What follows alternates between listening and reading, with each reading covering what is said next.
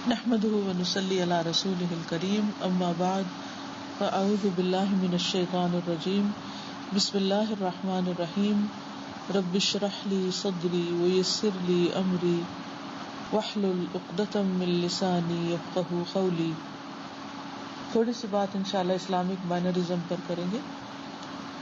اللہ سبحانہ وتعالی نے انسان کو پیدا کرنے کے بعد چھوڑ نہیں دیا کہ وہ جو بھی چاہے کرے، بلکہ چونکہ اپنی عبادت کے لیے پیدا کیا تو طریقے بھی پورے بتائے.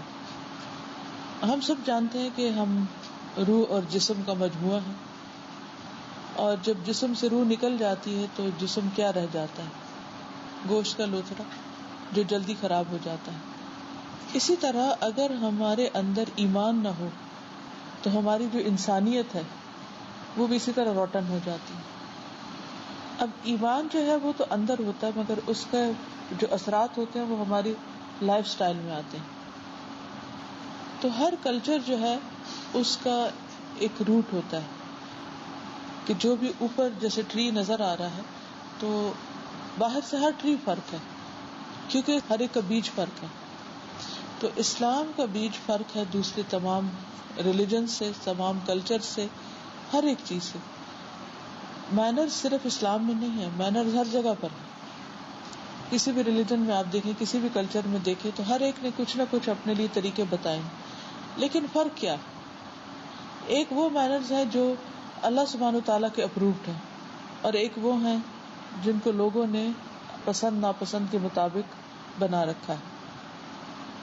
اب یہ ہے کہ ہمیں یہ دیکھنا چاہیے کہ ہم جس چیز کو مینر کہتے ہیں، یا جس چیز کو اخلاق کہتے ہیں، یا جس چیز کو ہم اچھا سمجھتے ہیں، اس کی روٹ اور بنیاد کیا ہے، اس کی بیسس کیا ہے، کس وجہ سے ہم اس کو اچھا بولتے ہیں، یا کس لیے ہم اس کی طرف اٹریکٹ ہوتے ہیں. صرف اس لیے کہ ہمارے دل کو اچھا لگتا ہے، یا اس لیے کہ سب لوگ اس کو اچھا سمجھتے ہیں، یا اس لیے کہ اس میں کچھ دنیا کے بینیفٹس ہیں. اخلاق تو ایک بزنس مین کے پاس بھی ہوتا ہے، اخلاق تو ایک کسی ورکر کے پاس بھی ہو سکتا ہے، لیکن وہ اخلاق اس کی مجبوری ہو سکتا ہے، اس کے اندر سے، اس کے دل سے اٹھا ہوا نہیں ہو سکتا. اور ایک اخلاق وہ ہے جو ہمیں ہمارے دین نے دیا ہے. تو ان میں بہت بڑا فرق ہے. تو سب سے پہلی بات تو یہ کہ اللہ سبحانہ وتعالیٰ نے ہمارے لیے رسول اللہ صلی اللہ علیہ وسلم کی شکل میں ایک نمونہ بنا کر بھیجا. لقد کان لکم فی رسول اللہ اسوۃ حسنہ، کہ اللہ کے رسول صلی اللہ علیہ وسلم کی ذات میں تمہارے لیے ایک بہترین نمونہ ہے، بہترین لائف سٹائل ہے. اور انہوں نے زندگی کے ہر معاملے میں، صرف ظاہر میں نہیں، صرف دکھاوے کا نہیں، بلکہ جب بالکل انسان اکیلا ہو اس وقت بھی اس کو کس طرح کیا کام کرنا ہے، اس کے بارے میں بھی سب کچھ ہمیں بتایا اور سکھایا. اور اس میں ہم دیکھتے ہیں کہ جیسے حضرت سلمان فارسی کہتے ہیں کہ ان سے جب یہود نے کہا کہ تمہارے نبی تم کو ہر بات کی تعلیم دیتے، ہر کام کرنا سکھاتے ہیں، تو انہوں نے کہا کہ ہاں ہمیں تو وہ یہ بھی سکھاتے ہیں کہ رفع حاجت کیسے کرنی ہے، ٹوائلٹ میں کیسے بیٹھنا ہے. اب ٹوائلٹ ایسی جگہ ہے کہ جہاں کوئی اور نہیں ہمیں دیکھتا، کوئی بھی نہیں ہوتا، ہم بالکل اکیلے ہوتے ہیں، لیکن وہاں بھی ہمیں پورے مینر سکھائے گئے ہیں کہ کس طرح بیٹھنا ہے، اپنے آپ کو واش کس طرح کرنا ہے، کون سا ہینڈ یوز کرنا ہے، اور پھر کس طرح اس کے بعد اپنے ہاتھوں کو کیسے صاف کرنا ہے. اگر کوئی نہ ہمیں دیکھے اور اگر ہم اپنے دین کا حصہ سمجھ کے نہ کریں تو ہو سکتا ہم گندے ہاتھ لیے پھریں، اور کئی لوگ ایسے ہو سکتے ہیں. تو اس لیے بہت ضروری ہے کہ جو طریقہ ہمیں نبی صلی اللہ علیہ وسلم نے سکھایا ہے اس کو ہم اپنے سامنے رکھیں. لیکن افسوس یہ کہ ہم مسلمانوں کے اندر اس وقت وہ سب کچھ نظر نہیں آتا جو آنا چاہیے. اور اس کی بنیادی وجہ کیا ہے کہ ہمارے سامنے نبی صلی اللہ علیہ وسلم کی سیرت کم ہے اور باقی چیزیں زیادہ ہیں. اب مثلاً آپ دیکھیے کہ ہمارے گھرانوں میں ہمارے ینگ بچے کیا دیکھتے ہیں زیادہ، اور بڑے لوگ کیا دیکھتے ہیں.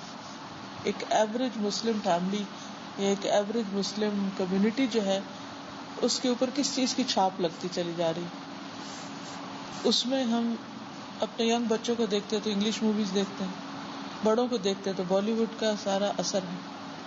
اب ان کے مینرز، بات کرنے کا سٹائل، کھڑے ہونے کا، معاملہ کرنے کا، وہ سارا اسی سے ہی انکانشیسلی لیتے چلے جا رہے ہیں، ان کے ایکشنز اور باقی سب چیزیں. اسی طرح جو ینگ بچے ہیں، جو کچھ وہ دیکھتے ہیں اس کے مطابق ان کے سارے ایکشنز بنتے چلے جا رہے ہیں. تو بیچ میں جو اصل راہ تھی اسلام کی راہ وہ چھوٹتی جا رہی ہے. تو اس کو ریوائیو کرنا بہت ضروری ہے، اور اس کے لیے چھوٹی چھوٹی چیزیں سامنے لانا ضروری. مثلاً ابھی ہم نے ایک سیریز شروع کی ہے کہ ہر طرح کے جو آداب ہیں مینرز، اس میں چھوٹی چھوٹی ایک بک بنا دی جائے. تو ریسنٹلی ہم نے ابھی ایک بک چھاپی ہے سونے اور جاگنے کے آداب. لٹرلی جب ریسرچ کرنی شروع کی تو مجھے خود زندگی میں پہلی دفعہ بہت سی باتوں کا پتہ چلا کہ جو بچپن سے آج تک پتہ نہیں چلا تھا. تو اس میں سوچنے لگی کہ کتنا ضروری ہے کہ انسان ان ساری چیزوں کو ایکسپلور بھی کرے اور پھر ان کو پریکٹس کرنے کی کوشش کرے. اب وہ ہر روز رات کو کتاب میرے سرہانے ہوتی ہے اور میں ڈیلی اس کو پڑھتی ہوں، ڈیلی اپنے آپ کو چیک کرتی ہوں کہ یہ دعا پڑھ لی، یہ کر لیا، یہ کر لیا. تو یہ میں سوچتی ہوں کہ اگر بچپن سے یہ ساری چیزیں سامنے ہوتی اور سیکھ سکھا دی جاتی تو وہ لائف کا ایک حصہ بن جاتا. اسی طرح سفر کے آداب ہیں تو اس پر بھی پوری بکلیٹ چھاپی اور کنوینئنس کے لیے چھوٹے کارڈ بھی اس طرح کے سفر کی دعاؤں کی چھاپ دی. تو جب میں جہاز میں بیٹھی میں ایک ایک چیز کو چیک کر رہی تھی کہ اچھا سب کچھ ہو گیا، کچھ رہ تو نہیں گیا. لیکن یہ تو بچپن میں اگر سیکھ کر زبانی یاد کر لیتے تو پھر تو عادت ہی ہوتی، کرنا نہیں پڑتا. لیکن اب ہر چیز کے اوپر ڈپینڈنٹ ہو گئے، کتابوں کے، کارڈز کے اور ان چیزوں کے. یہ سب چیزیں جب ملتی ہیں تو ہماری زندگی ایک عبادت بن جاتی. عبادت صرف نماز روزے کا نام نہیں، عبادت ہر چیز میں نبی صلی اللہ علیہ وسلم کے طریقے کو فالو کرنے کا نام ہے. عبداللہ بن مسعود کہتے ہیں کہ رسول اللہ صلی اللہ علیہ وسلم نے فرمایا کہ جو چیز تمہیں جنت کے قریب کرتی ہے نبی صلی اللہ علیہ وسلم نے ان سب چیزوں کو تم کو بتا دیا، اور جو چیزیں تمہیں جہنم سے قریب کرتے ہیں ان کے بارے میں بھی سب کچھ تمہیں بتا دیا گیا. تو اس لیے اگر ہم واقعی جنت سے قریب ہونا چاہتے ہیں اور جہنم سے دور ہونا چاہتے ہیں تو جو کچھ رسول اللہ صلی اللہ علیہ وسلم نے ہمیں بتایا ہے اس کا ایٹ لیسٹ ہمیں پتہ ضرور ہونا چاہیے، اور اس کے مطابق ہماری زندگی کی مسلسل ایک گروتھ ہونی چاہیے.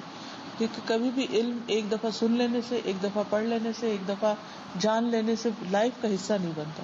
اس کو اندر آنے میں بہت ٹائم لگتا ہے، اور اگر زمین سخت ہو تو وہ اوپر سے ہی بہہ جاتا ہے. وہ پڑتا ہے اور پھر صاف ہو جاتا ہے.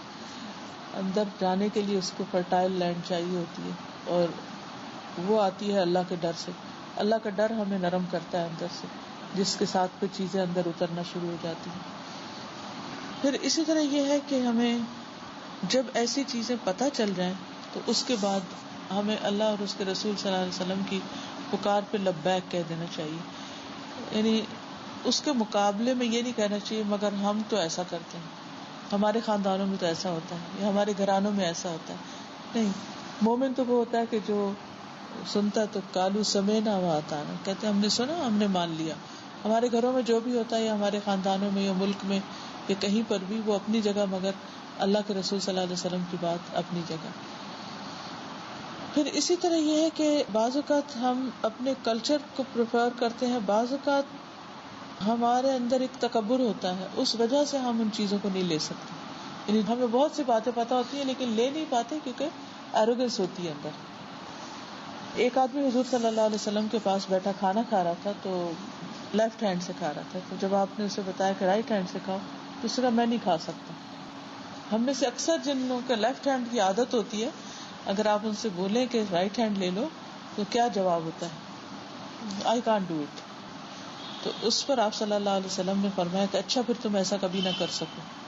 تو آپ نے فرمایا کہ اس آدمی کو تکبر کے سوا کسی چیز نے نہیں روکا، اور تکبر ہی انسان کو حق سے روکتا ہے. اور تکبر اور ایروگنس ایسی چیز ہے کہ اگر رائی کے دانہ مسٹرڈ سیڈ کے برابر بھی اگر ایروگنس انسان کے اندر ہو تو انسان جنت میں نہیں جا سکتا، اتنی بڑی چیز ہو جاتی ہے. اور پھر اسی طرح جیسے نبی صلی اللہ علیہ وسلم نے مشکیزے سے، جو واٹر بیگ ہوتا ہے، اس سے منہ لگا کے پانی پینے سے منع کیا کہ اس سے نہ پانی پیا جائے. تو اس میں یہ ہے کہ ایک آدمی نے جب پینا شروع کیا تو اس میں سانپ آ گیا. یہ نبی صلی اللہ علیہ وسلم کے زمانے کی بات ہے. تو اب بعض چیزیں ہم کہتے ہیں کہ کیوں روکا گیا ہے، کیوں منع کیا گیا ہے. اسی میں وہ بھی آ جاتے ہیں جیسے آج کل ہماری کین ڈرنک ہوتے ہیں، ٹن کے اندر سوڈا ہوتا ہے یا ٹن کے اندر جوسز وغیرہ ہوتے ہیں، یا ایون ٹیٹرا پیک بھی ہوتے ہیں.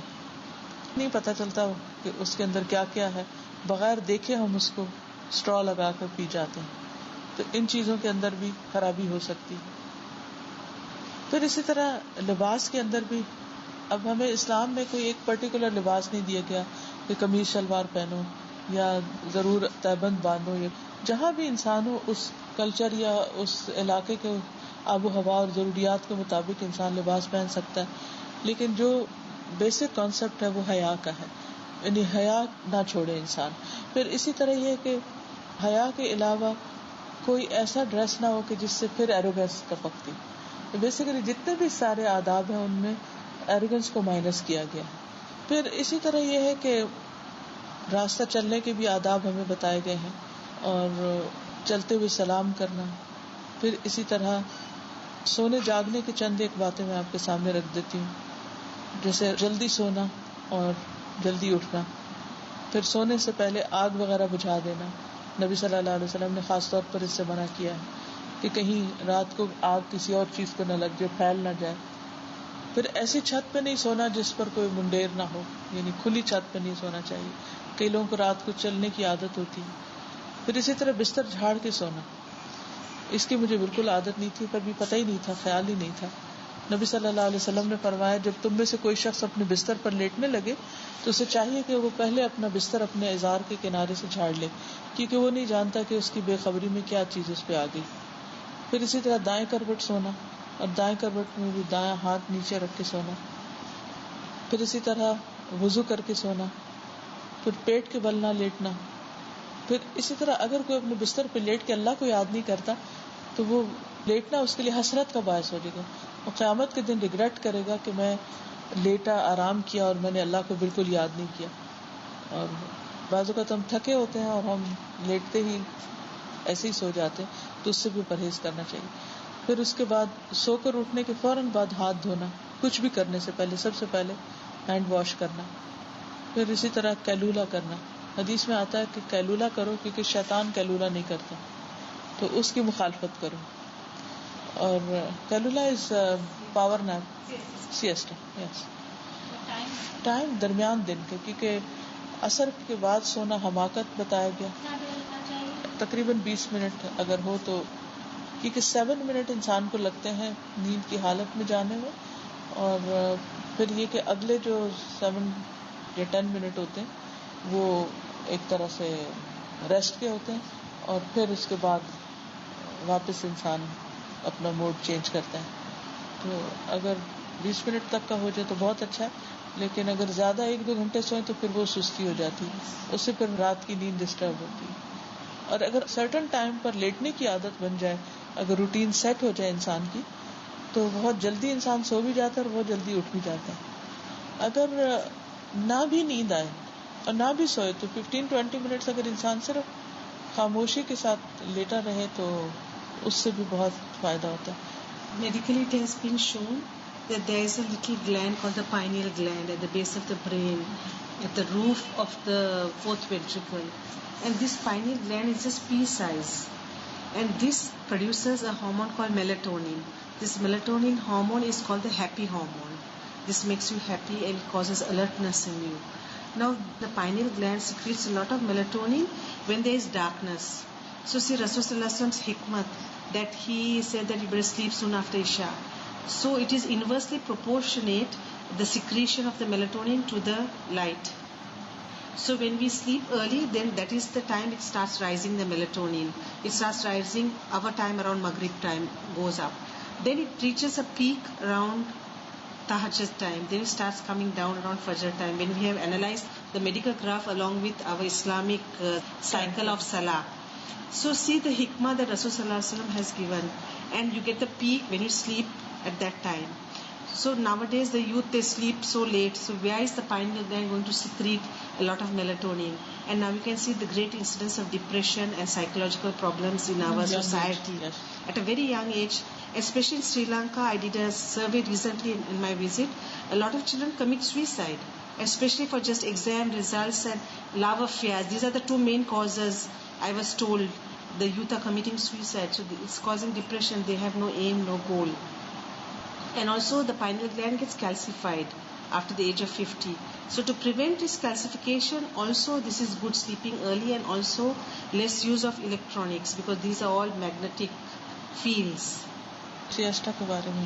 Okay, when you wake up early, for example, now you're following the sunnah routine and you wake up early, then when you have this power nap, you relax your whole body and you shut out the light for a while into your system.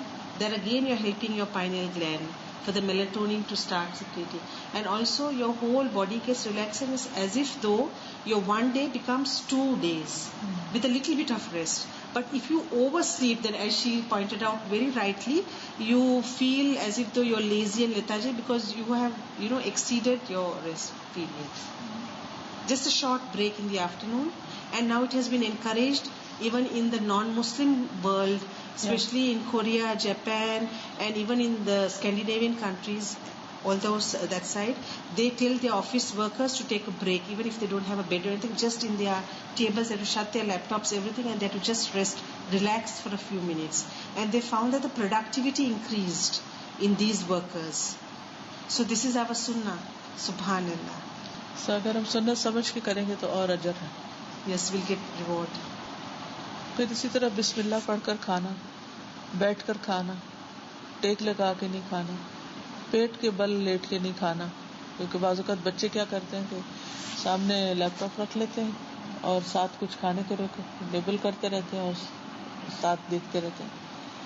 پھر right hand سے کھانا, اپنے سامنے سے کھانا, پھر 3 سانس میں پینا, پھر پانی کے برتن میں سانس نہیں لینا, کھانے کے بعد برتن کو صاف کرنا, اور پھر کھا کر الحمدللہ کہنا. یہ حدیث مجھے بہت ہی اچھی لگتی ہے. بے شک اللہ تعالیٰ اس بندے سے راضی ہوتا ہے جو ایک لقمہ کھائے اور اس پر شکر ادا کرے, یا ایک گھونٹ پیے اور اس پر شکر ادا کرے. بعض اوقات ہم سارا کھانا کھا کے پھر اینڈ میں الحمدللہ کہتے ہیں, تو اگر بیچ بیچ میں بھی الحمدللہ کہہ دے زیادہ اچھا. پھر اسی طرح بات کرنے میں ٹھہر کے بات کرنا تاکہ دوسرا سمجھ جائے, اور آسان بات کرنا, دوسرے کو کنفیوژن میں نہیں ڈالنا. پھر اسی طرح لایانی باتیں نہیں کرنا, پھر بہت تیز گفتگو نہیں کرنا, پھر بحث سے اجتناب کرنا, پھر مذاق میں بھی حق بات کہنا. پھر چلنے میں چال درمیانہ ہو, زمین پر پاؤں گاڑ کے چلے جائیں نہ کہ گھسیٹ کر. پھر اسی طرح لیزی چال سے نہیں چلنا, اور چلتے ہوئے ادھر ادھر نہیں دیکھنا کیونکہ ٹکر لگنے کا اندیشہ آتا. پھر جب کسی سے ملے تو پہلے سلام کرے, بات کرنے سے پہلے السلام علیکم. پھر سلام میں پہل کی کوشش کرنا, سلام میں بخل نہیں کرنا. پھر اسی طرح سفر کے بعد آئے تو مصافحہ کرنے کے علاوہ معانقہ بھی کرنا. پھر جس کو نہیں جانتے اس کو بھی سلام کرنا, اور آتے ہوئے بھی سلام کرنا اور جاتے ہوئے بھی سلام کرنا. پھر کسی کے گھر اندر جانے سے پہلے اجازت لینا, اور پھر کسی کے گھر میں جھانکنا بھی نہیں.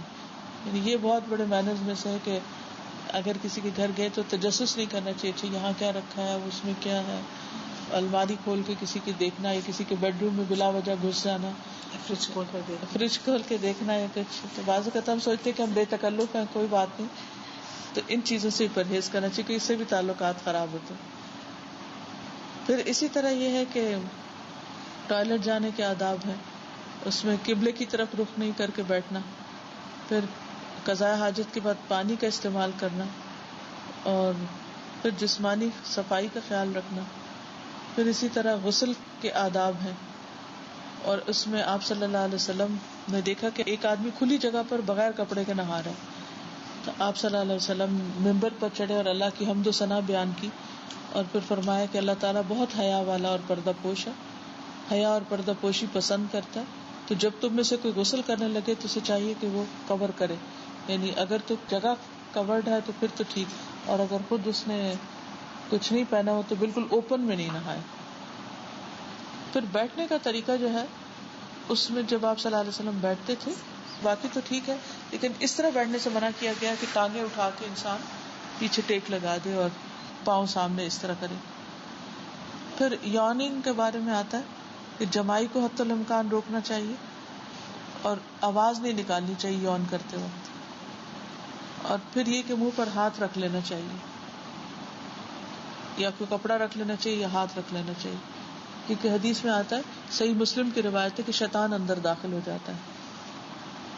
پھر اسی طرح جب چھینک آتی نبی صلی اللہ علیہ وسلم کو تو آپ اپنے منہ پر اپنا ہاتھ یا کوئی کپڑا رکھتے اور اس کے ساتھ اپنی آواز کو کم کرتے تھے، یعنی اوپن میں نہیں چھینکنا چاہیے. پھر اسی طرح اونچی آواز سے بہت ہنسنا نہیں چاہیے. پھر اچھی باتوں پہ مسکرانا بھی چاہیے، کیونکہ بعض اوقات ہم مسکراتے نہیں. رسول اللہ صلی اللہ علیہ وسلم ام حرام بنت ملحان کے ہاں گئے، تکیہ لگا کے سو گئے، اٹھے تو مسکرا رہے تھے. تو ام حرام نے پوچھا کہ آپ کیوں ہنس رہے ہیں؟ آپ نے فرمایا میری امت کے کچھ لوگ اللہ کے راستے میں جہاد کے لیے سب سمندر پر سوار ہو رہے ہیں. یعنی آپ کو دکھایا گیا کہ آپ کے بعد آپ کی امت کہاں کہاں تک جائے گی. پھر اسی طرح نبی صلی اللہ علیہ وسلم جب کوئی انہیں تکلیف دیتا تھا اس وقت بھی مسکرا پڑتے تھے. which is very hard. It's very hard to do good to a person, especially a relative who is doing wrong to you. So how do you do that? Sila Rahmi. کوئی بھی چیز جب ہم اللہ کے لیے کریں گے تو آسان ہو جائے گی کہ اس کا ریوارڈ بڑا ہے. تین لیول ہوتے ہیں لوگوں کے. کچھ لوگ ہم سے اوپر ہوتے ہیں، علم میں یا مال میں یا عمر میں بڑے ہوتے ہیں. کچھ لوگ ہمارے جتنے برابر کے ہوتے ہیں، کچھ لوگ نیچے ہوتے ہیں، لو ہوتے ہیں. عام طور پر ہم جو ہم سے بڑے ہوتے ہیں ان سے بھی اچھے اخلاق کر لیتے ہیں.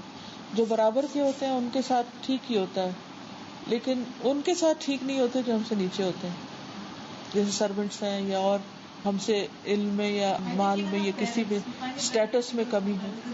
So you think parents also we take them for granted. G. So it's very difficult to maintain good manners with them. You're right, لیکن other than our relative when we talk other people to some extent we are good. Yeah. It's not always that. غیروں کے ساتھ تو ہم کچھ بھی کر کے ایک لیول تک اپنے آپ کو روک لیتے. اپنوں کے ساتھ تو بہت مشکل ہے. چیز اپنے واپس آ جائیں گے. جی، اس میں آپ دیکھیے کہ جو چیز انسان کو اپنوں کے ساتھ اچھا کرنے میں فائدہ دیتی ہے اس میں نمبر 1 یہ ہے کہ نبی صلی اللہ علیہ وسلم فرمایا کہ جو شخص یہ چاہتا ہو کہ اس کی عمر میں اضافہ ہو اور اس کے مال میں زیادتی ہو وہ رشتے داروں کے ساتھ اچھا کرے. اور وہ دو چیز انسان کی سب سے بڑی ویکنیس ہے. ہر کوئی جینا چاہتا ہے اور ہر کسی کو مال چاہیے. تو اگر کسی کو یہ ہوگا تو کچھ تو کرے گا. اگر اس کو یہ ہو کہ میری زندگی جا رہی ہے یا مجھے نقصان ہو سکتا ہے. بعض اوقات آپ جی رہے ہوتے ہیں مگر جینے والوں میں سے نہیں ہوتے، آپ کو ایسی ایسی تکلیفیں آ جاتی ہیں. بعض اوقات مال ہوتا ہے لیکن آپ استعمال نہیں کر سکتے، وہ آپ کے ہاتھ میں نہیں ہوتا، آپ پر نہیں لگتا یا آپ لگا نہیں سکتے، تو اس سے فائدہ نہیں اٹھاتے. آپ سب کچھ ہوتے ہوئے بھی کچھ نہیں ہوتا. That example about Abu Bakr Siddiq and his cousin after the Waqia of Ifk, how Rasul Sallallahu Alaihi Wasallam advised Abu Bakr Siddiq that you continue and it will be like as if hot ashes you're putting in his mouth. سب کچھ بولے. Who was the most excited? You know, like, okay, I know the timings of God, and I've read مظلوم the oppressed. Anybody else that we say that the God the most excited? ہاں، جو صلہ رحمی کرتا ہے، mother کے ساتھ اچھا ہوتا ہے، پیرنٹس کے ساتھ اچھا ہے، نیکی کرنے. یا those who are good to parents. جیسے وہ حضرت اویس کے بارے میں آتا ہے نا، حضرت عمر کو حضور صلی اللہ علیہ وسلم نے کہا تھا کہ جب وہ آئیں تو ان سے اپنے لیے دعا کروانا. اویس کرنی جو تھے، اویس کرنی وہ تھے جو حضور صلی اللہ علیہ وسلم سے ملنے کو نہیں آ پائے تھے کیونکہ ان کی والدہ بوڑھی تھی اور ان کی خدمت کرنے والا کوئی اور نہیں تھا. تو آپ سوچئے کہ اگر ہمیں پتہ چلے کہ کہیں حضور صلی اللہ علیہ وسلم ہے تو ہماری کتنی بڑی وش ہوگی کہ ہم جا کے دیکھیں اور کوئی رکاوٹ نہیں ہو سوائے اس کے کہ ماں بوڑھی ہے. تو انہوں نے ایک اتنا بڑا سیکریفائس کیا کہ اپنی امی کو دیکھنے کی وجہ سے وہاں نہیں گئے تو وہ صحابی نہیں بن سکے نا. پھر یہ ہوتا تھا کہ جب حضرت عمر کے زمانے میں مختلف لوگ جہاد پہ جاتے تھے تو مدینہ پہلے فوجیں آتی تھی تو حضرت عمر ان کو رخصت کرتے تھے. تو یمن سے جب لوگ جہاد کرنے کے لیے آئے تو ان میں اویس کرنی تھے. تو وہ جب وہاں پر پہنچے تو آپ صلی اللہ علیہ وسلم نے جو کہ حضرت عمر کو پہلے سے بتایا تھا کہ تمہارے پاس ایسے لوگ آئیں گے جن میں یہ بھی ہوں گے، تو اس پر پھر انہوں نے پوچھا تھا کہ کون ہے وہ، تو ڈھونڈ لیا تھا. وہ بتانا نہیں چاہتے تھے اپنا کسی کو. بالکل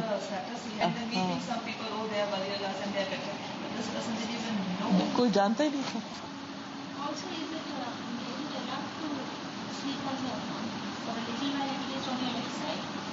ساری رات ایک طرف تو نہیں سونا ہوتا. ہاں جی نہیں سائڈ تو چینج کر سکتے ہیں. when you start you should start with right and then side بدلیں گے. سبحانک اللہم و بحمدک اشہد ان لا الہ الا انت استغفرک و اتوب الیک. السلام علیکم و رحمۃ اللہ وبرکاتہ. ویڈیو کے نیچے سبسکرائب کے بٹن پہ کلک کریں، بیل کے آئیکن پہ کلک کیجیے تاکہ ہر نئی ویڈیو کی نوٹیفیکیشن